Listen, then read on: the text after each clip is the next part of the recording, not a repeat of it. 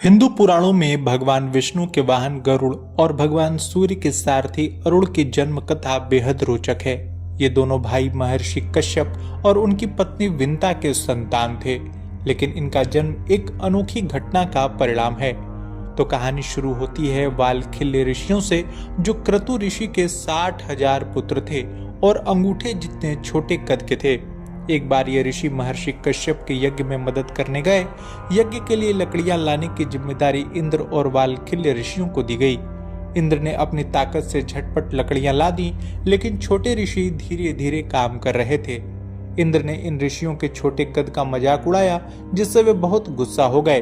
अपमानित महसूस करते हुए वालखिल्यों ने एक नया यज्ञ शुरू कर दिया, जिसमें वे इंद्र से 100 गुना ज्यादा ताकतवर नए इंद्र को पैदा करने की तपस्या करने लगे। यह तपस्या इतनी शक्तिशाली थी कि इंद्र का सिंहासन खतरे में पड़ गया। महर्षि कश्यप ने हस्तक्षेप किया और ऋषियों को समझाया, पर वालखिल्यों ने कहा कि इस तपस्या का फल बेकार नहीं जा सकता। तब ऋषि कश्यप ने इसे अपनी पत्नी विंता के लिए उपयोग किया, जो संतान चाहती थी। वालखिल्यों की तपस्या से विंता के गर्भ में एक महाशक्तिशाली पुत्र आया, जो पक्षियों का राजा बनने वाला था। विंता ने 2 अंडे दिए और वह कई वर्षों तक वैसा ही पड़ा रहा। अधीरता में माता विंता ने पहला अंडा तोड़ दिया, जिससे अधूरे शरीर वाले अरुण का जन्म हुआ।